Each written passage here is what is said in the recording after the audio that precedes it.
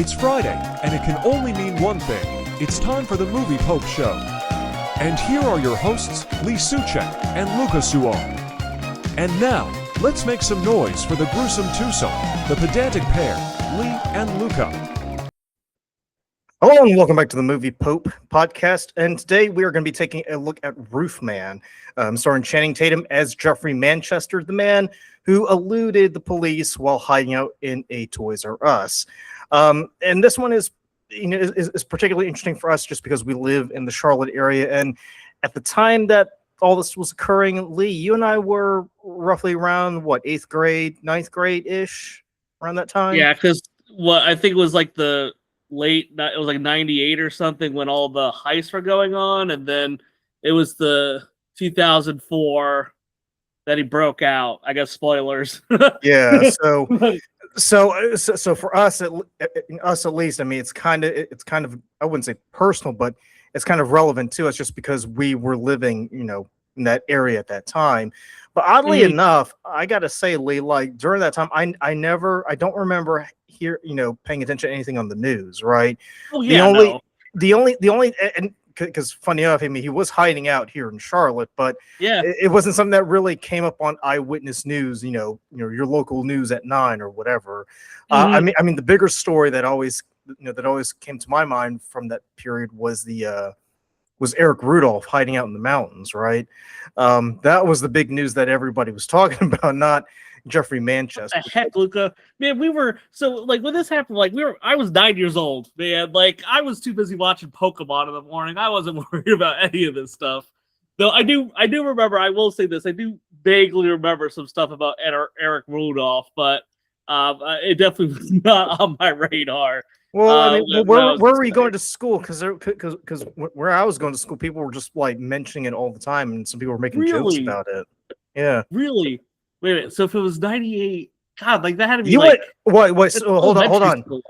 Yeah, well, of course it was elementary school, but the thing, and oddly enough, this was completely unrelated. So I went to St. Anne's, and I was just thinking to myself the other day, I was like, did Lee go to OLA or did he go to All Saints? And I was looking online, and I was like, All Saints doesn't exist anymore. But then I found out no, it doesn't. Well, technically it doesn't because it got changed to St. Matthew's. Correct. Yes. So you're right. Technically, it doesn't exist, but in a way, it still exists because it just exists under another name. There you go. Yes, that's true. That's true. The soul of that has gone somewhere else. But yes, and actually, I think it's still like was it on End Haven or something? Wait, where exactly was All Saints? Was it on End Haven or where was it? Because it was on a weird street.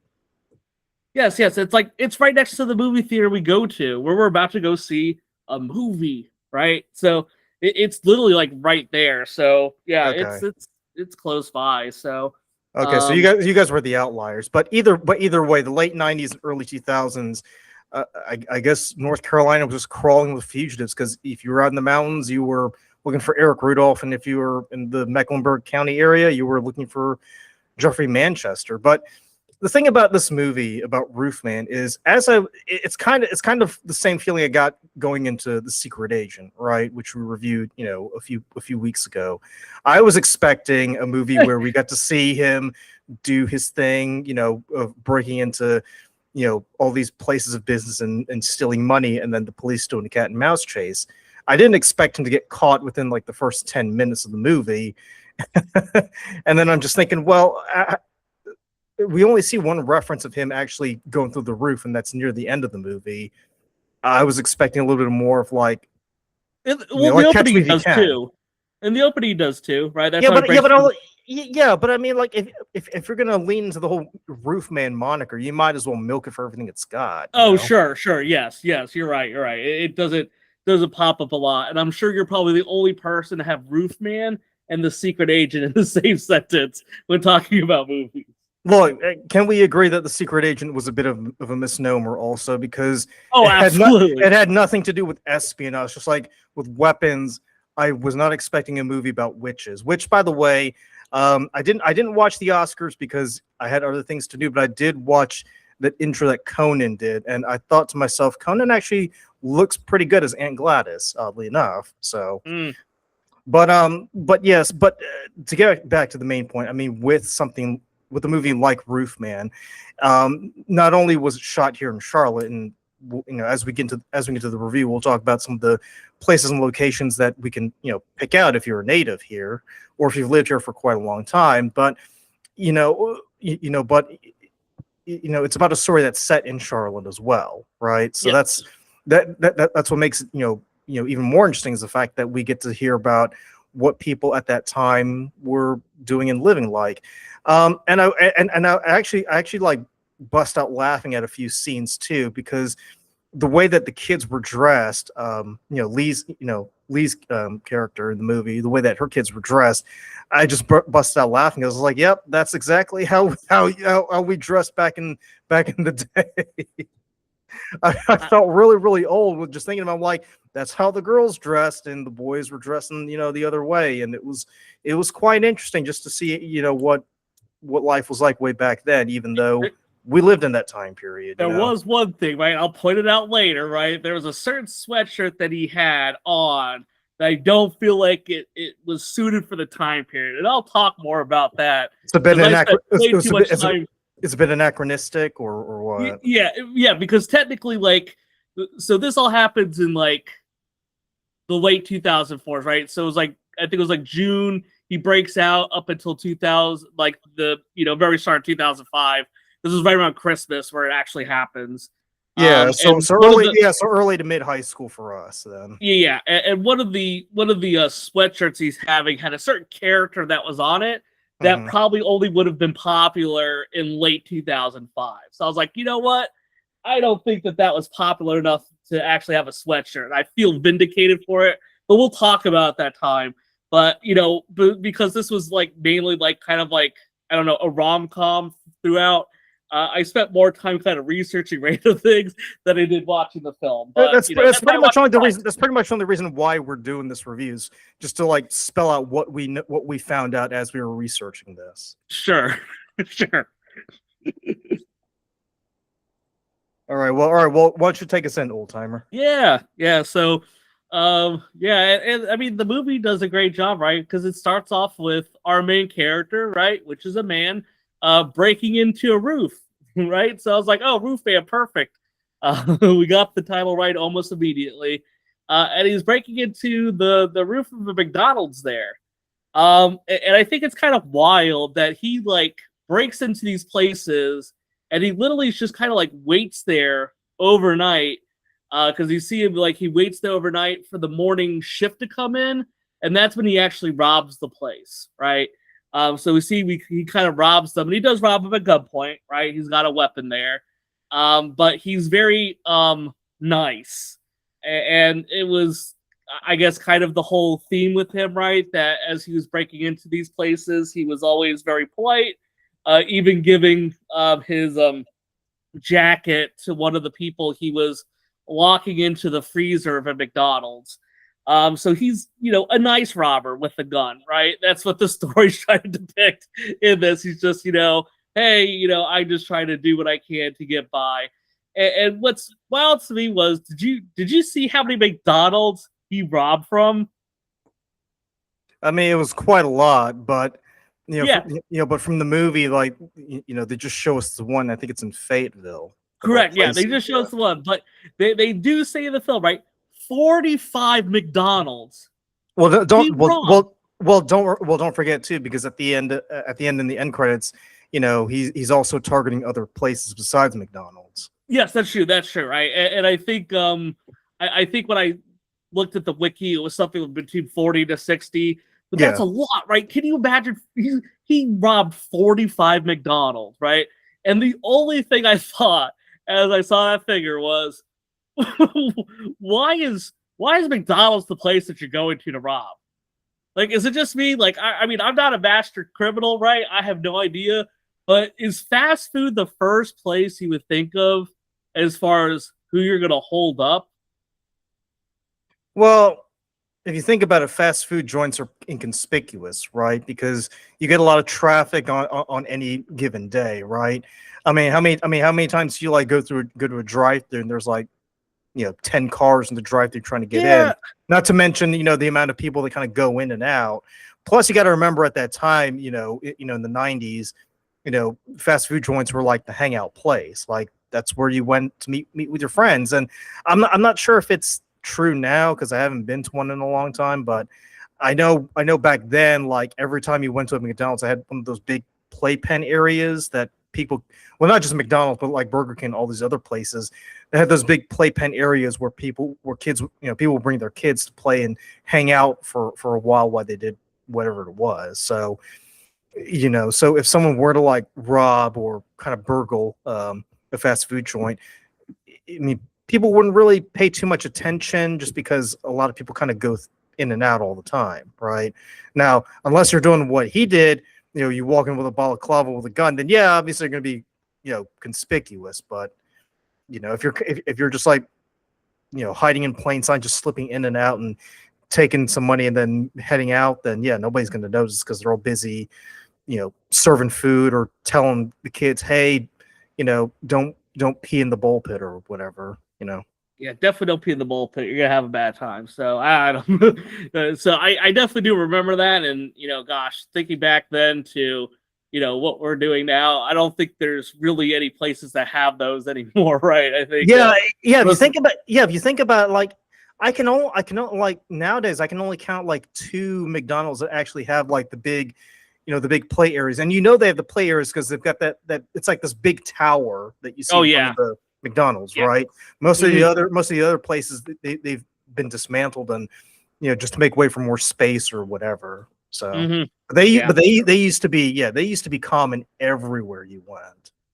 Absolutely. So, but yeah. So I mean, that was his go-to, right? Was McDonald's. So, was there, stole from a whole bunch of them, and got pretty well off, right? So we meet our Roofman, right? Who, as you mentioned earlier, right? His name is actually Jeffrey Manchester, and he became, well, a thief to support his family, and seems like he was, pretty good off. And well, eventually, when you robbed like 45 McDonald's, give or take, eventually you're going to kind of forget, or you're eventually going to get caught, right? So we see very early on, we see that he has a bunch of cops show up at his house. They capture him, and he's sentenced to 45 years in jail. And what's crazy is that he only got charged for the robbery of one of the places, right? And it was the place where he had like 3 hostages. So he got 15 years for each of them. Yeah. Which I thought was interesting, right? Because we're talking about he's got like 45 plus McDonald's he's stolen from, but they charge him for a single theft. So, but I guess for all intents and purposes, but technically, what he did is considered false imprisonment. So yes, exactly, because he would put them into the fridge, for that, right? So, but yeah, so after all that, right? So he gets 45 years in jail, and he's in prison. And I believe if my timeline's right, he's in prison for about 4 or 5 years, right? Because I want to say the court was somewhere like 99. And then he breaks out from the jail in mid 2004, right? So, and I found that to be kind of interesting how he does it, right? So he's, there's this truck that's going in and out of the prison. And he just kind of like takes this like little, flimsy piece of plywood, right? He spray paints it black, so it's kind of disguised. And he just kind of like tucks it under the undercarriage of the truck, and he just kind of sits on top of it. And I was like, oh damn, that's actually pretty cool. So, yeah, with his ingenuity, he manages to escape, right? But the thing is though, because you remember that conversation that he has with his friend, and his friend tells him, you're a dumbass, but you have this, this powerful, these powerful observation skills. Yes. It even points out and says that, when you were in the army, they didn't like you because you were good snipers because you noticed things. So yes. obviously him paying attention to all these details, kind of detailing like the patterns that they have in the prison and the patterns that you would need to adopt in order to put the guards and everybody at ease in order to make that escape in the first place. Very true. He does have the superpower perception, so we'll give him that, right? If it was in Dungeons and Dragons, he would constantly be the person that you do the perception roll for. So Mhm. the man know how to notice things. This is kind of how it's put. So Plus, but yeah, and plus he's former military too, so he yes, kind of yes, has he is. those skills to kind of Yeah, infill and exfil with ease.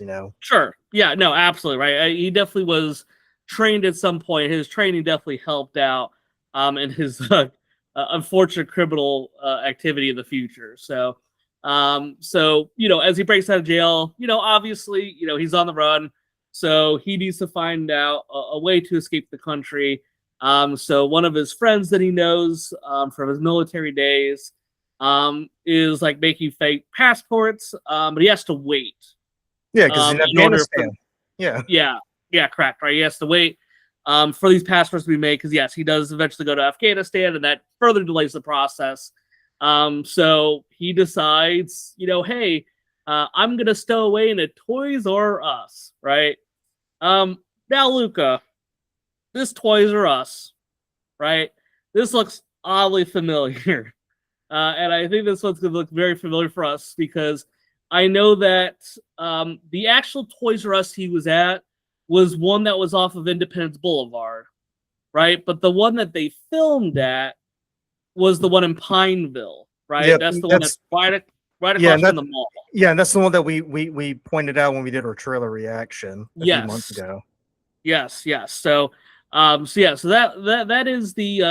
is where they filmed all this stuff. Just out of Um, curiosity, Lee, do you remember going to the yes, Toys R Us in Independence?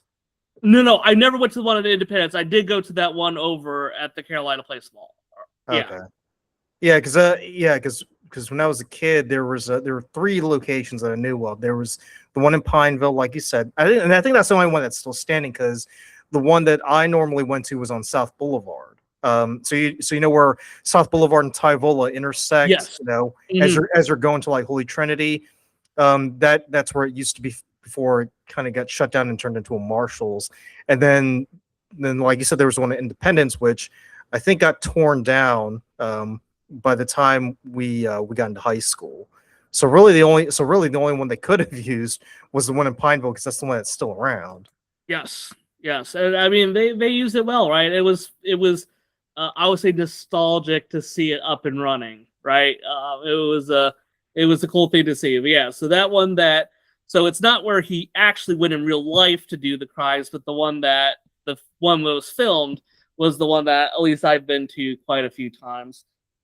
So yeah, it was really fun to see. But on the flip side, I had to ask myself, why the hell would you decide Toys R Us is the place to go to hide out from the world?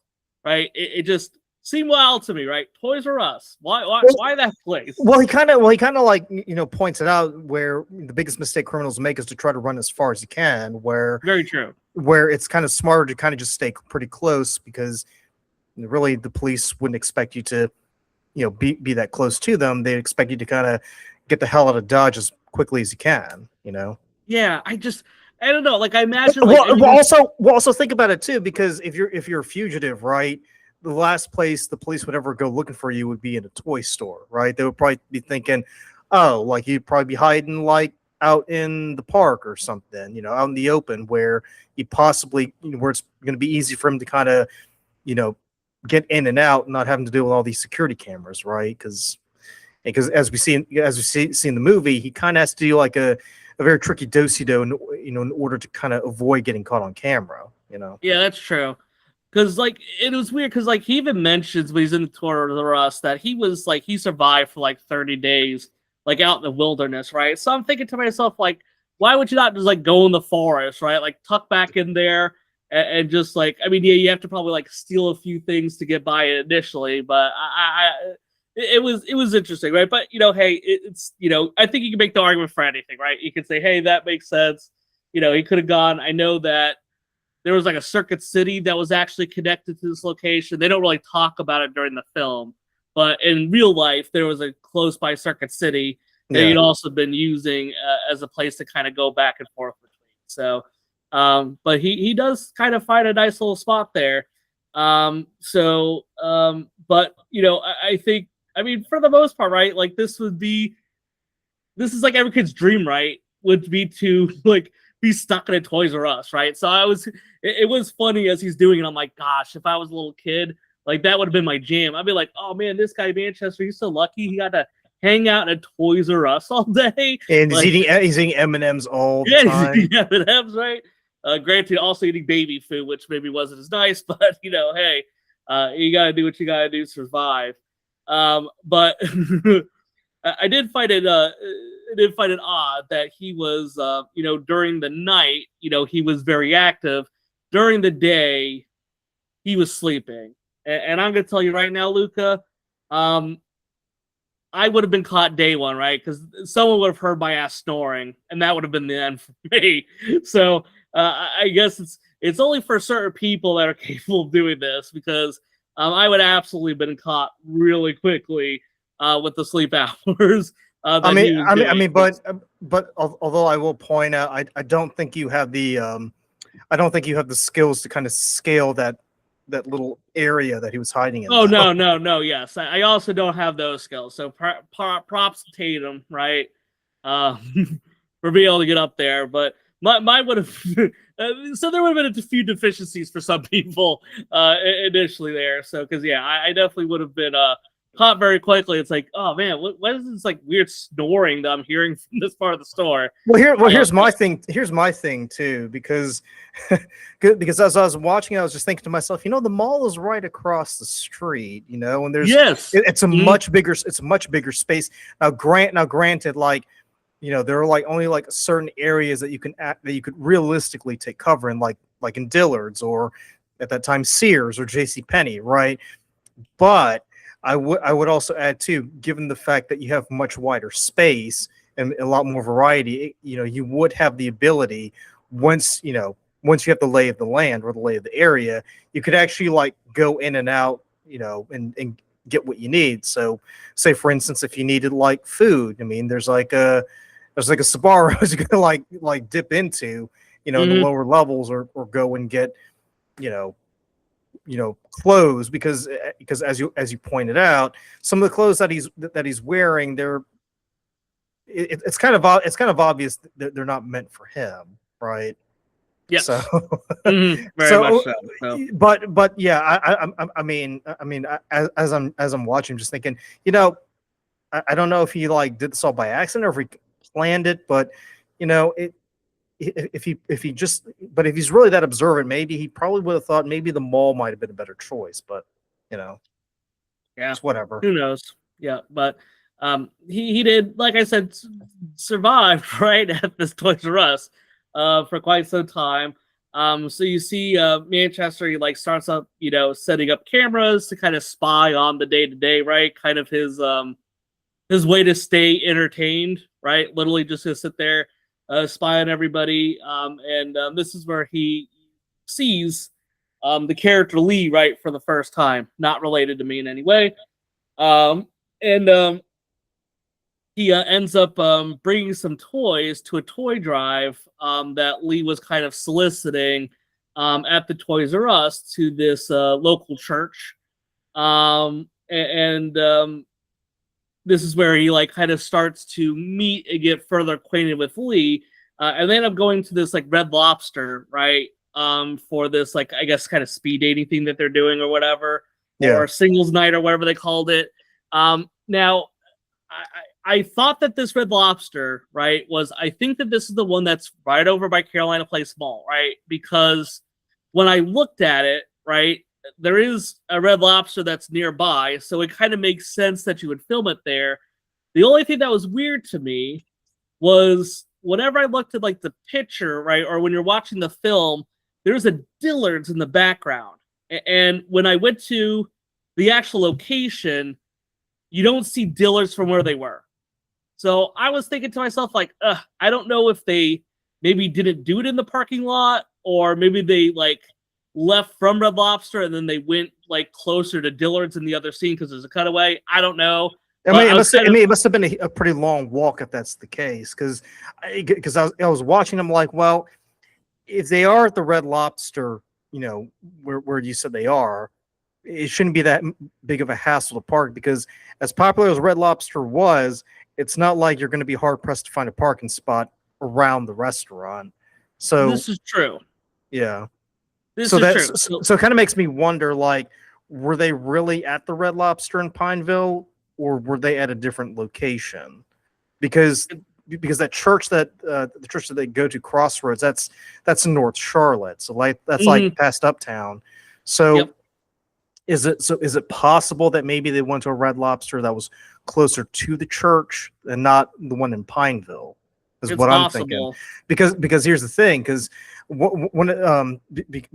when you and I were in high school, we used to take those trips to Washington D.C. every January, right? Mhm. And I would notice, like in some parts of the state, that you don't necessarily need to have a mall in order to have a Dillard's, because I remember seeing a standalone Dillard's store just in a shopping center, not attached to any mall.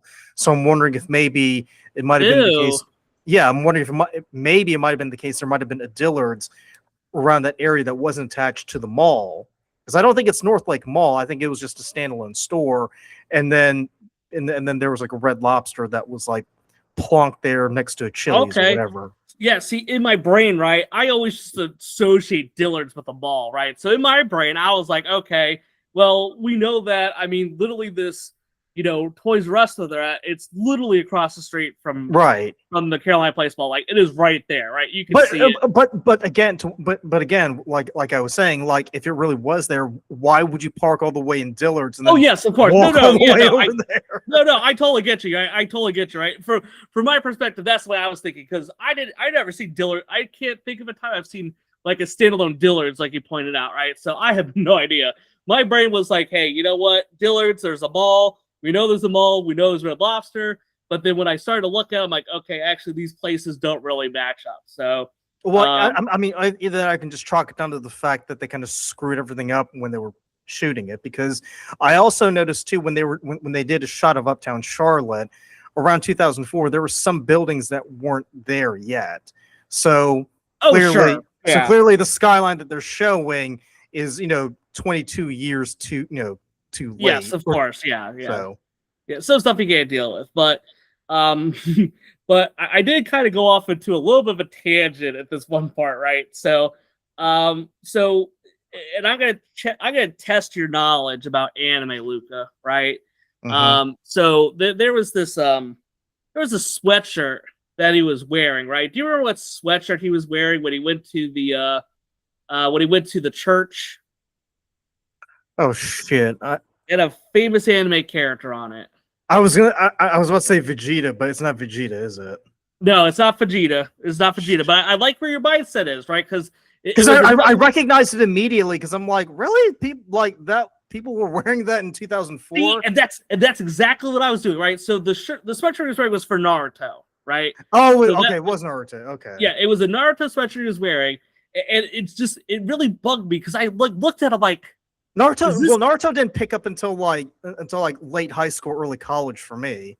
Because as soon as I got to college, people were like, "Oh, have you seen Naruto?" I'm like, "No." Like, I was busy watching Yu-Gi-Oh back then. Yeah, so then this is where I started to do some random research, right? And I realized that we're in the middle of a Roofman video, and I'm talking about Naruto.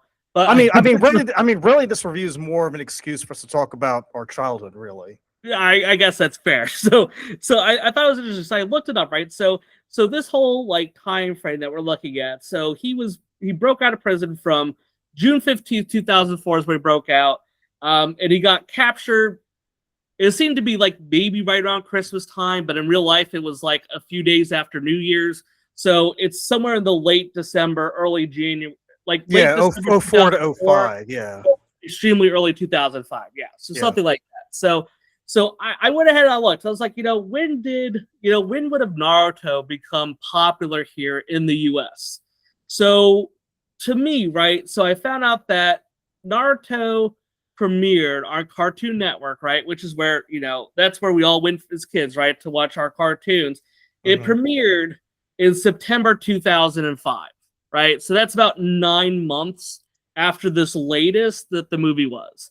So I have some huge doubts that Naruto is popular enough to have merchandise here in the States, before it got to Cartoon Network, because there just wasn't a lot of I mean, I guess the only explanation you could think of it was maybe someone went to Japan, got the sweater, brought it back, and then they got tired of it and donated it. That's the only plausible explanation. I guess that's possible. That's possible. Because when you think about it, like anything that's popular in Japan, we're normally going to be like 6 to 12 months behind, right? Yeah.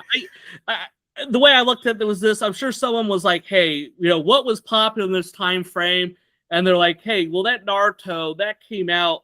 Because I mean, even though it didn't hit us until 2005, it was still airing before that, right? So they probably like, oh, well, Naruto that came out 2002 or something. I don't remember. It came out a few years before that, so they were just probably like, whatever. I'm sure Naruto was popular, but they didn't expect people like me to dig in and really think about when that would have had merchandise. Well, let me ask you this then. So if you really did want to make it, appropriate to that time, what anime character would they've kind of leaned into in terms of merch? Would it have been Pokemon or what? Oh yeah, for sure, right? And even I would say for you, right? You mentioned Vegeta. I think DBZ would have been extremely popular back at that time, right? So, I think you have some options there. I think it was just maybe a little bit too early for the Naruto to pop up, but it is what it is. I appreciate that they're not trying to be super authentic with all that. So yeah, I guess what you could say is they're trying to keep it as close to the time period as possible. Yes, but yes, again, to your point, I mean, if they had done a little bit of research, it probably would have been easier for them to get a Pokemon shirt because there's still Pokemon merch everywhere you go. So it's not like you're hard pressed to find something that looks like it could have been around in 2004. Absolutely. Also, let's not forget, right? I saw there was 8 Tickle Me Elmos in that shelf, and Tickle Me Elmos was so hard to come by. That place would have been robbed 1,000 times over for those Tickle Me Elmos. I mean, they made it. I mean, they made a huge deal about all the Walmart stores, where people were basically getting into fights. I mean, geez, you remember? I remember watching the news reports, from way back in the day, and people were literally fighting each other over Tickle Me Elmos back in 03 and 04. And absolutely to see him just the fact that there were 8, I just sat and thought to myself, so either they're hiding this stuff so people don't know about it, or I guess for whatever reason, people by December 2004 just decided Tickle Me Elmos were no longer a thing, which is impossible because people were literally killing each other over Tickle Me Elmos. Yes, man, you did not mess around with those Tickle Me Elmos. So they were I mean, this was before Xbox and the PlayStation Wars became a thing, right? Yeah. Because once those game consoles came to effect, friendships ended over that discussion about are you an Xbox fan or a PlayStation fan, so much so that South Park even made it into an episode. That's how big of a debate that was. yeah And I mean, we do see some of that, right? Not necessarily like the wars, right? But I mean, this is the time. So PS2 would have came out in early 2000s. Xbox, the original one, came out 2001, right? So at this time, right, you're probably you're in that sweet spot for where all that stuff is happening. But so Manchester, right, the movie. So we got so we have him kind of hanging out with Lee, right? And this is really kind of the quote unquote heart of the story, right? So it's having Manchester, Lee, and their kind of relationship that they're having. And you see that Manchester, he tries extremely hard to kind of create a bond with Lee's 2 kids. And we kind of understand why, because we see early on, his kids were everything to him. So this is kind of a way for him to, try to rekindle kind of those familial bonds that he's been looking for. And I will say this, right? So I know we've talked about pretty much nothing in the movie, but I will give the movie some credit here. I did enjoy kind of the chemistry between Channing Tatum and Kirsten Dunst. I think they did, a good job with that. I think Tatum did. He did come off as very charming, and he had this kind of nice charisma about him. So I've never, really thought of Channing Tatum in any type of serious acting role.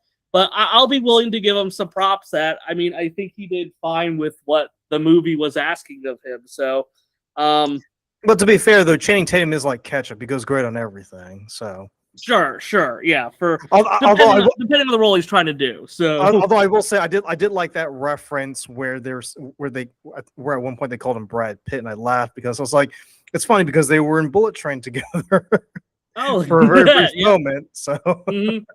Yep. So, months go by, right, where he's, kind of spending more and more time with Lee and her two kids. But eventually his friend comes back from Afghanistan, and he wants to, get his passport made. But the passport costs a pretty penny, right? So, here we are with this kind of dilemma where, Manchester, he needs to get some more money. So he, is going to do what he knows how to do best, right? Which is to steal. So he initially goes to this pawn store, right, that had weapons available for it. And he breaks through the roof, right, as this is his modus operandi, right?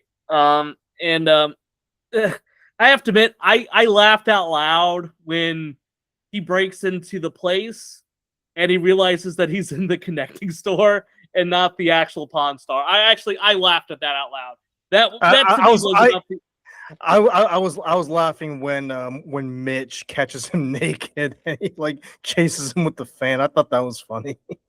See, I mean, look, and I'm sure there's a lot of people that like that were definitely checking out that scene for a lot of other reasons. But to me, that the scene where he fell through, that was the kicker for me, because I was like, oh man, like he's just sitting there, you just see him, he goes like shit, and I'm like, oh yeah, I can imagine. So he's like, so he has to kind of divert, so he breaks into the pawn shop next door.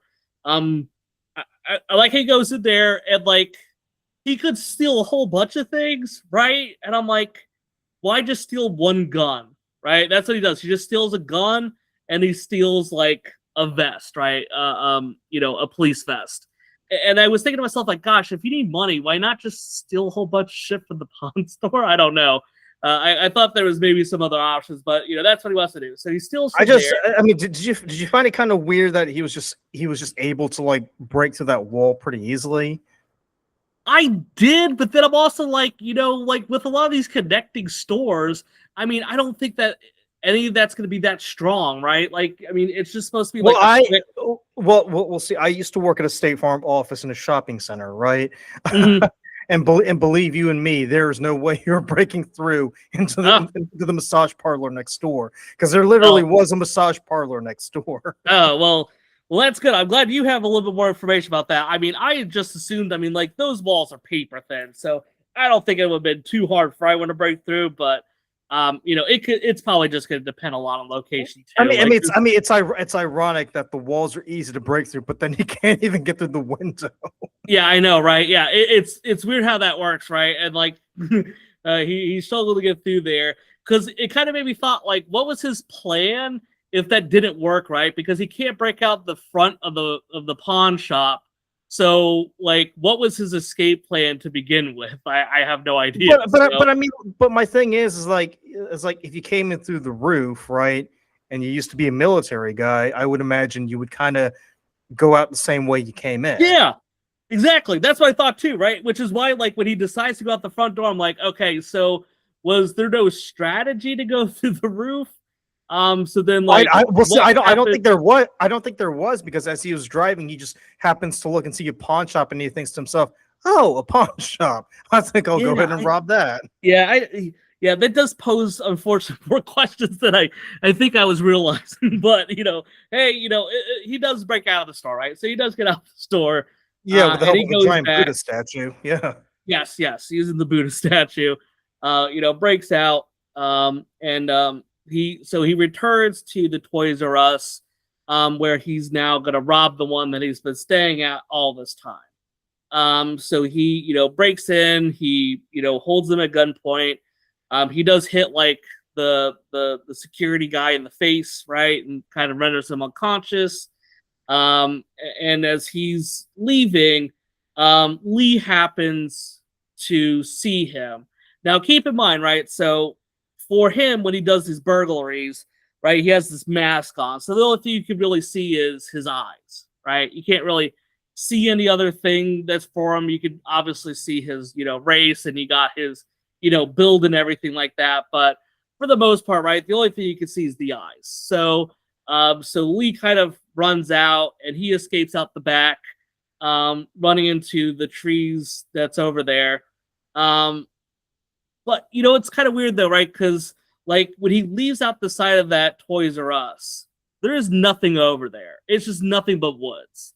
So I think in reality they must have did some type of some funny like change of where they did this shoot, because there's nothing next to that. Like if he ran out that door, he would just ran into the woods. There's nothing there afterwards. He just would have been in the woods. So they did some movie magic and changed that location. So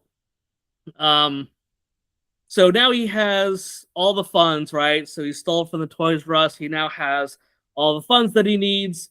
One last thing he has to do to tie up loose ends is that he has to burn a dentist's office down. Now, right, through my, really well-versed knowledge of this area, right, I actually noticed where this dentist's office was, Luca. And I sent you a picture of it, right? And maybe, I don't know if we could add this in the review or somehow, but you can kind of compare. We have this sequence where he's burning this dentist's office down, and the dentist's office that he was at, and it's probably, I highly doubt it's the same one that he had to burn down, but the location that they filmed it at was right down the road, like it's the adjacent road to where Lancaster Highway, right? Yes. So, which I thought was pretty cool, because the first time I watched it, I didn't pick up on it. The second time, I was like, oh, there's a Food Lion, and then there's a Dollar General, and I'm like, wait a minute, this looks familiar now. And then when I looked it up, I'm like, oh, there's actually a place there, and there is actually a dentist place right at the spot that he would have burned, right? So happens to have that. Oh, perfect. Look at that right there. Excellent work, Luca. So yeah, you see there the family dentistry that's like, kind of to the right of where the big tower is. That's where he would have been, or that's where he was burning down the dentistry place. So it is a dentistry place, right? So I give them props, right? They did do something with that. So yeah, that's what they did. So I thought that was kind of cool. So now I don't know, Luca, did you recognize the places? I don't really know if you go by the area a whole lot, right? I had to do a double take and actually go on Google Maps, because I was like, this looks oddly familiar. Where have I seen that tower before? Because initially I thought this would have been like in Matthews, but I'm like, no, like it's got to be pretty close to the Toys R Us. So, yep, it's exactly where it is. Because the thing that threw me off was the Dollar General. Like I knew about the Food Line, but the Dollar General I didn't. I couldn't figure it out at first until I looked on Google Maps. Yep. And that's what kind of, it's funny how the Food Line's the one that sticks out to everybody, but it's like, yeah, the Dollar General is right there on the corner with it. So, but there you go, right? So we got to see an actual place where we did these movie shoots. So he's got the money, he's got the funds, he's got a plane ticket, he's got his passport, birth certificate, he's got everything he needs to leave, right? So we see him, he's driving up to Charlotte Douglas Airport, and he ends up getting a phone call from Lee.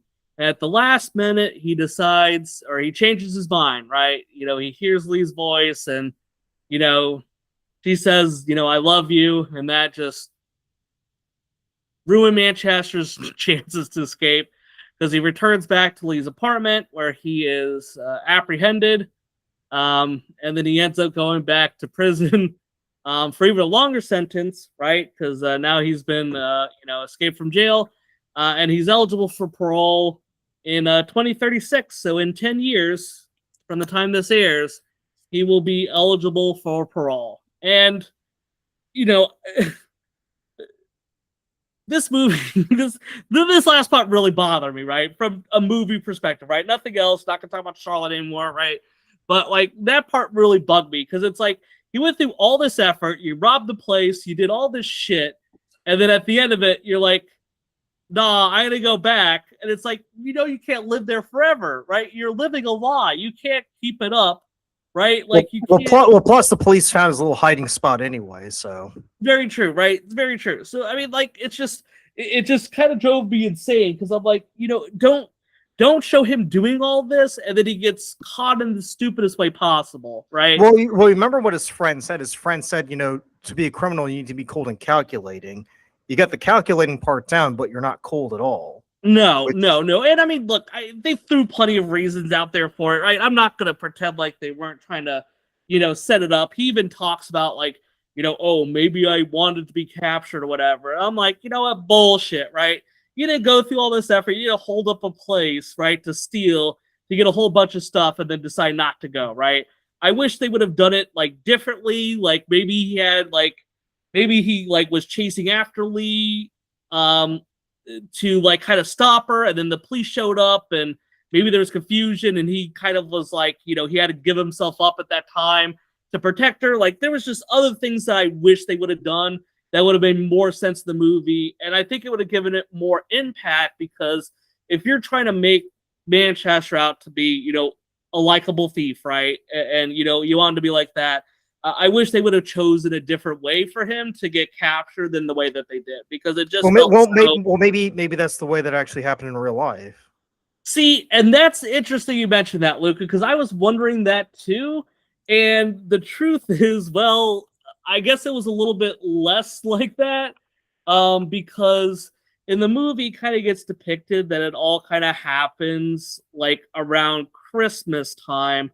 Or it's like almost happens like the day after Christmas. But in reality, I guess that I actually wait, what?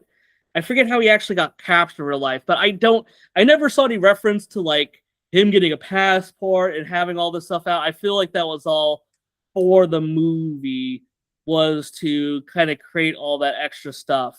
But yeah, so I know that Lee did convince him to come home to their apartment where he was recaptured. I think that all the stuff with him already like having it out was not really a thing. So that kind of felt like maybe an extra thing that wasn't really needed for the film, because he got captured the same way, but they created this idea that, oh, he decided to turn back because whatever. So I don't know. Didn't care for that too much, but it is what it is. So, but yeah, that's Roofman, right? Whatever. This is a rom-com that we use as an excuse to talk about the Charlotte area. And I mean, as far as like a romantic comedy goes, I mean, it was fine, right? I think if I had to give it a grade, I would just give it like a flat 2, right? It doesn't do anything special. The only praise I could really give it is that I did kind of enjoy, kind of the chemistry between Tatum and Dunst. I think that they, did that job well, and I think that, well, that's about the only highlight I can really say for it. Everything else is very standard, by the numbers. There was a few parts that were, kind of like, oh, haha, that was, kind of amusing. Like I said, my big thing was when he, fell through and realized he broke into the wrong store. That one actually gave me a little chuckle out loud. But everything else was very much by the numbers, with kind of a goofy ending to have everything wrapped up with him, I guess deciding, hey, I don't want to have my freedom. I'd rather get arrested and spend, the next 30 years in jail, because he was captured in 2005. He's not able for parole until 2036. So 31 years he'll be in jail since being caught. So, well, and also keep in mind too, he did try to escape 2 times afterwards. Just want to point that out. Yeah, right? 09 and 17. Yeah. Yep. So, okay, but Luca, yes, wrap us up. What we got here for Roofman, the Charlotte story? I'm just gonna say 2 out of 5. Also, Yeah. Just because I mean, listen, like I enjoyed it because it was a trip down memory lane. Really, I kind of wish that they kind of focused more on him breaking into the different McDonald's and Burger Kings rather than the romance part. But you know, it's nice to see Kirsten Dunst trying to do a Southern accent. So it's whatever. Yeah, and that's Although I will say, like the big surprise was seeing Ben Mendelsohn playing the pastor. That was a surprise I did not expect. Yeah, and Peter Dinklage, right, was the manager for the Toys R Us, right? I kind of wondered like how much liberty did they take with that? Because I was like, I don't think the manager of the Pineville or Independence Boulevard store was a little person. I don't think. Yeah, no, they obviously kind of went with, you know, whatever kind of worked for the casting. You know, it was interesting to kind of see, you know, a few people, right? Because you saw Juno Temple was also there, right? So you know, you got a few people that are in the film that I was like, oh, that's kind of surprising to see you in this film. So, all right, Lee, we'll go ahead and take us out on this one. So yeah, no, I appreciate everyone. I mean, I guess I apologize to everyone that's not from the Charlotte area that probably listened to this. Like, well, geez, I know way too much about Charlotte now that I care. And for people that maybe are in the Charlotte area that enjoy this, well, hopefully you could maybe share some fun experiences you had at any of those locations that we saw. They also mentioned Freedom Park, which I know we didn't really talk about, but that's, you know, another place that's, you know, we'd be familiar with, right? That's actually where we're our middle school was, right? Was up by Freedom Park. But you know, this was all Charlotte stuff aside, right? I mean, this is a very, I think, you know, standard by your numbers kind of romantic comedy, right? You know, I think it kind of, you know, does what it can with that, and you know, it's just, it is what it is, right? It's not something that was like, oh god, I can't wait to watch this. But there was a few parts that gave me a smile. So, but thanks everyone for watching this with us, and we'll see you on the next review.